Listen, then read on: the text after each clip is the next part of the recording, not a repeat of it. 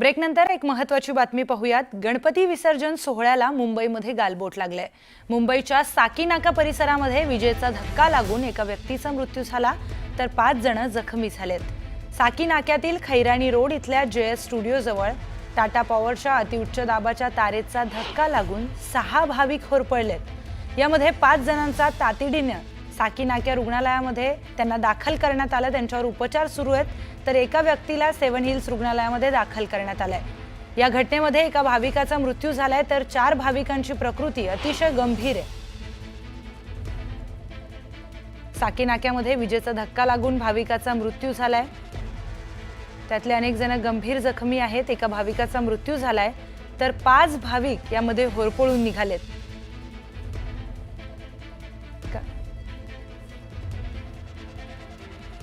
तर आपले प्रतिनिधी यशा कोटक यांच्याकडे थेट जाऊयात, जाणून घेऊयात। यशा, नेमकं काय झालंय, किती जण जखमी आहेत? हे जे प्रकरण झालं होतं ते काल साकीनाकामध्ये झालं होतं, जेव्हा गणेश विसर्जनची मिरवणूक निघत होते। एक लाईव्ह वायर होता, ते तिकडे ओपन होता आणि त्याच्यावरून जे लोक विसर्जनसाठी जात होते, हे जे मित्रमंडळ होता ते गजानन मित्रमंडळ होता आणि त्याचा जे मिरवणूक आहे ते खैरानी रोड साकीनाका होता तिकडने जात होता आणि त्यामध्ये 6 लोकांना इलेक्ट्रिक शॉक झालं। हे लाईव्ह वायर होता, जेव्हा गणपतीची चोली निघत होती तेव्हा ते उचलताना हे जे लाईव्ह वायर होता त्याच्या कॉन्टॅक्टमध्ये आले, म्हणून 6 लोक होते। त्याच्यामध्ये 5 लोकांना पॅरामाउंट हॉस्पिटल जे आहे साकीनाका तिकडे ऍडमिट केला होता आणि आता त्यांची परिस्थिती स्टेबल आहे। पण एक जे व्यक्ती होता त्याला सेवन हिल्स मध्ये ऍडमिट केला होता आणि त्याला तिकडे आता डिक्लेअर्ड डेथ सांगितलं आहे। जे ज्यांनी मरण पावले आहे त्याचं नाव बिनू सुकारामन आहे आणि ते तिकडेच साकीनाकामध्ये राहत होते। त्यांच्यासोबत दुसरे 5 लोक होते, छोटे मुले पण होते, 6 वर्षाचे आणि 14 वर्षाचे। ते आता जे आहे साकीनाकामध्ये पॅरामाउंट हॉस्पिटलला ऍडमिटेड आहे। हो, तर लहान मुलांना देखील ऍडमिट करण्यात आलेलं आहे। धन्यवाद यशा, आपण दिलेल्या माहितीसाठी। विजेचा धक्का लागून एकाचा मृत्यू झालाय तर साकीनाक्यामध्ये बाकीच्यांना देखील गंभीर काही जण जखमी झालेत, त्यांना ऍडमिट करण्यात आलेलं आहे। बघा, एका बाजूला पुण्याची दृश्य आणि दुसरीकडे मुंबईची दृश्य। तर पुण्यामध्ये सुद्धा विसर्जन मिरवणुका सुरू आहेत। विसर्जन मिरवणुकांमध्ये डीजेचा दणदणाट ऐकायला मिळतो आपल्याला। पारंपरिकतेचा साज पण आहे आणि डीजेचा दणदणाट पण आहे। आता रात्रभर या मिरवणुका निघतात, रात्री डीजे लावायचा नाही असं पुण्यात आणि मुंबईत निर्देश आहेत। त्यामुळे मग त्यावेळेला पुण्यामध्ये अशी रोषणाई केली जाते। रथाला रोषणाई केल्याने सगळ्यांचं लक्ष वेधून घेतलं जातं आणि साधारणपणे पहाटेच्या 4-5 वाजेपर्यंत डीजे आणि ढोल ताशा वाजत नाही। मग एकदा 4:30-5 झाले की पुन्हा एकदा डीजेचा दणदणाट आणि ढोल ताशांचा गजर सुरू होतो। हेच समांतर पातळीवर मुंबईमध्ये सुद्धा आहे। मुंबई आणि पुण्यातली दृश्य एकाच वेळेला आपण बघतोय। या विनायकाची किती नावं घ्यायची? वरद विनायक म्हणायचं, गिरिजात्मक म्हणायचं, लंबोदर म्हणायचं, चिंतामणी म्हणायचं, विघ्नहर म्हणायचं। जितकी नावं घेऊ तितका तो अधिक जवळ येतो आपल्या। रूपच इतकं गोंडस आहे की कुणालाही प्रेम व्हावं त्याच्यावर। डोळे तर किती तेजस्वी, बघितलं की आपल्या सगळ्या मनातल्या शंका आपोआप नष्ट होतील असं त्याचं रूप। या लालबागच्या राजाला निरोप देण्याचा आजचा दिवस आहे। गणपती बाप्पाला निरोप देण्याचा आजचा दिवस आहे।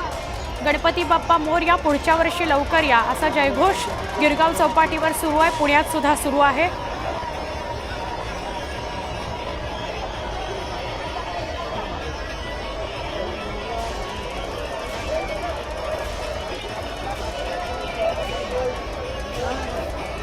गजानना गजानना पार्वतीच्या नंदना मोरया। गजानना तू गजानना, पार्वतीचा नंदन आहे हा। त्याला पार्वतीचा नंदन असं म्हटलेलं आहे। असा हा गजानन, हत्तीचं शीश ज्याला आहे, हत्तीचं तोंड ज्याला आहे, असा हा गजानन। गणेश म्हणजे सगळ्यात पहिला देव म्हणून गणेश, गणांचा ईश्वर। अधिपती म्हणूनही त्याला संबोधलंय.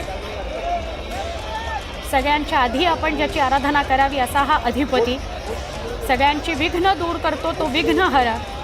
सगळ्यांच्या चिंता दूर करतो, काढून टाकतो, लांब सारतो तो चिंतामणी.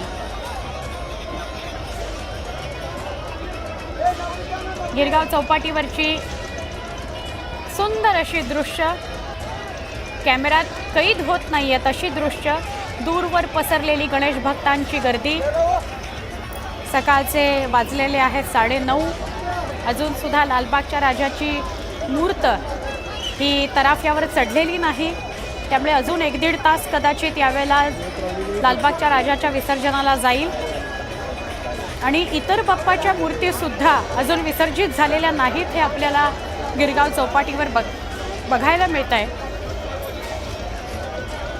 कालचा शनिवार आणि आज रविवार सुट्टीचा दिवस असल्यामुळे कदाचित मुंबईत सुद्धा या मिरवणुका अधिक रेंगाळल्या असं म्हणायला वाव आहे. पुण्यामध्ये सुद्धा तेच चित्र बघायला मिळत आहे. पुण्यामध्ये दुपारचे 3 वाजू शकतात मिरवणुका संपण्याकरता.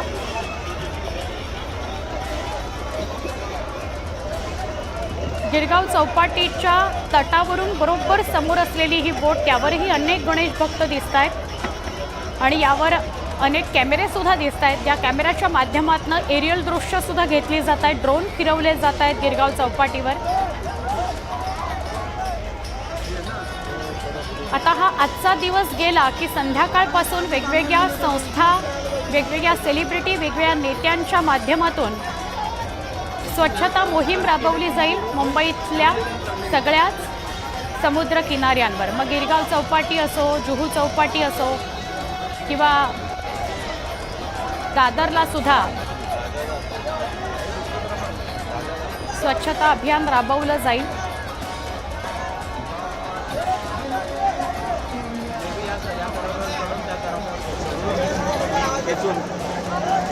विलोभनीय अशी दृश्य आपण बघतोय गिरगाव चौपाटीची.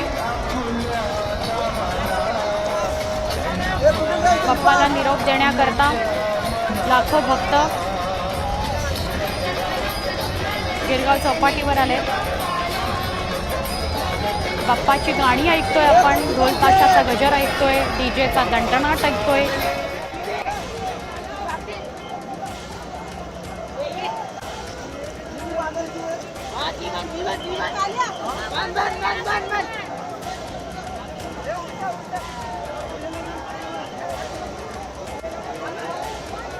AI ने काय काय साध्य करून दाखवलंय. मला AIची आठवण पुन्हा अशासाठी आली की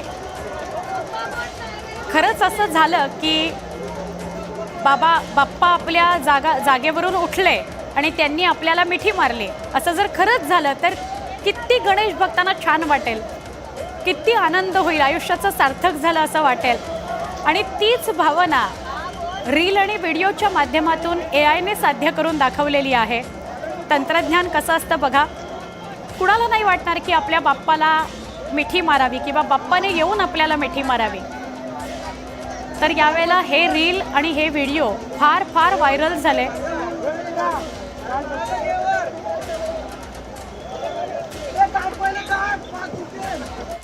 जेव्हा घरातली स्त्री किंवा मंडळांमध्ये जो बाप्पाचा नैवेद्य येतो तो बनवणारी स्त्री किंवा पुरुष हा आई वडिलांप्रमाणे आपल्या बाळाला खाऊ घालण्याची त्यांची भावना असते. कोडकौतुक असतं ते एक प्रकारचं की त्याला वेगवेगळा प्रसाद प्रत्येक दिवशी खाऊ घालायचा. सकाळी वेगळा, संध्याकाळी वेगळा, वेगवेगळे पदार्थ त्याला खाऊ घालायचे. तो 10 दिवस आलाय तर आपण त्याचं सगळे हौस आणि मौज पुरवायची, त्याचं कौतुक करायचं. तर तो जो भाव असतो आई वडील किंवा मुलांमधला, तोच भाव बाप्पा आणि भक्तांमधला असतो. आणि मग ते प्रेम व्यक्त करण्याची सर्वोच्च पातळी म्हणजे मिठी मारणे. त्यामुळे बाप्पाने गणेश भक्ताला मिठी मारली हा व्हिडिओ बघतानाच खूप आनंद होतोय. तर असे ज्यांच्यावर आपण प्रेम करतो ते प्रेम कधीही कमी होऊ देत नाही असे आपले बाप्पा आज मात्र निरोप घेत आहेत, आपल्या घरी निघालेले आहेत. आता ते वर्षभर बिझी असणार आहेत, कारण त्यांना बाप्पाला जे जे गणेश भक्तांनी सांगितलेलं आहे की आमच्यासाठी हे करा, आमचं हे गाऱ्हाणं आहे, आमचं हे मागणं आहे, ते पूर्ण करा, ते सगळं आता बाप्पाला लक्षात ठेवलेलं आहे त्याने आणि तो आपल्या घरी जाऊन आता त्या कामाला लागणार आहे, म्हणून तो पण बिझी होणार आहे. असा हा आपला बाप्पा.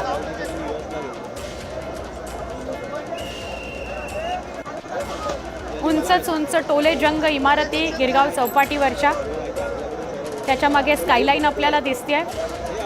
खूप सारी झाडं सुद्धा आपल्याला दिसत आहेत, त्यामुळे हिरवाई सुद्धा दिसते आहे. आणि त्याच्या पुढे जे दिसत आहे ते खरोखर शब्दात व्यक्त करता येत नाही असं म्हणजे गणेश भक्तांची गर्दी, गणेश भक्तांचा जनसागर.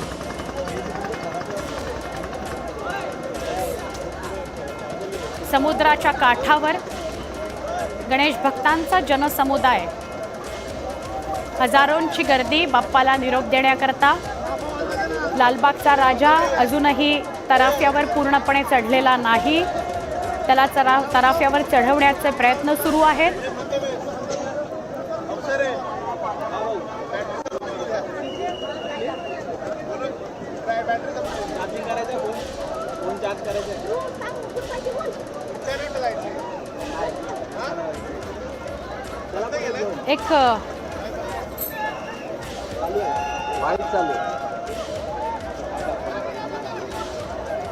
एक छोटा तराफा असतो, त्याला कुठल्याही बाजूंनी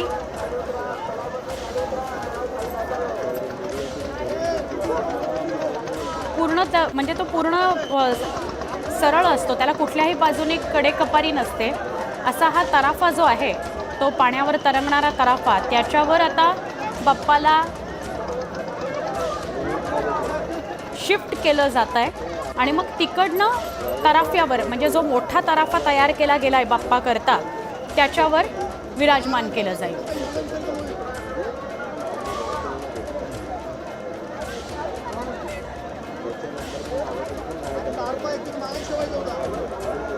यावेळी जरा तराफा नवा असल्या कारणाने थोडा वेळ लागतोय बाप्पाला तराफ्यावर चढवण्याकरता. एवढा वेळ सहसा लागत नाही, साधारणपणे अर्ध्या पाऊण तासामध्ये बाप्पाची मूर्ती तराफ्यावर चढवली जाते असा इतिहास आहे आत्तापर्यंतचा. यावेळेला थोडा अधिक वेळ लागतोय.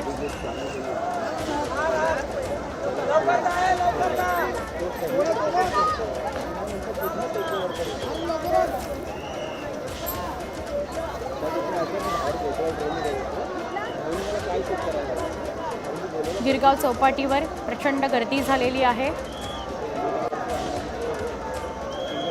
लालबागच्या राजाचा विसर्जन सोहळा बघण्याकरता ही गर्दी उसळलेली आहे आणि आपल्याला दूरवर पसरलेल्या मोठमोठ्या मूर्तीसुद्धा बाप्पाच्या बघायला मिळत आहेत. महाराष्ट्रभरातल्या या मूर्ती आहेत, मुंबईभरातल्या या मूर्ती आहेत आणि महाराष्ट्रभरातले गणेश भक्त आहेत जे या मूर्तीचं विसर्जन बघण्याकरता आलेले आहेत.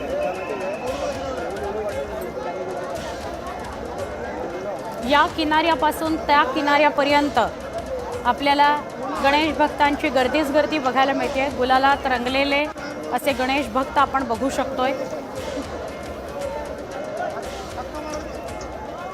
हा सोहळा हा भक्तीचा सोहळा आहे, प्रेमाचा सोहळा आहे, आपुलकीचा सोहळा आहे.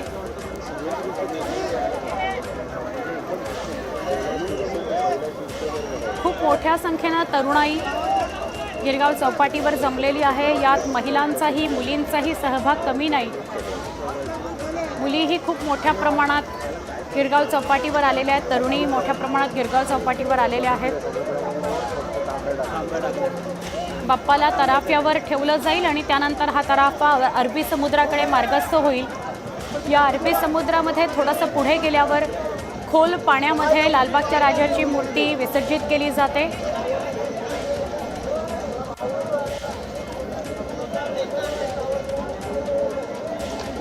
फ्लाइट चालू आहे क्या?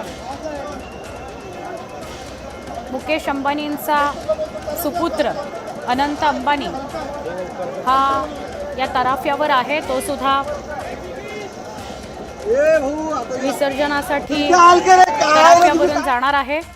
मागच्या वर्षीही तो तिथे उपस्थित होता.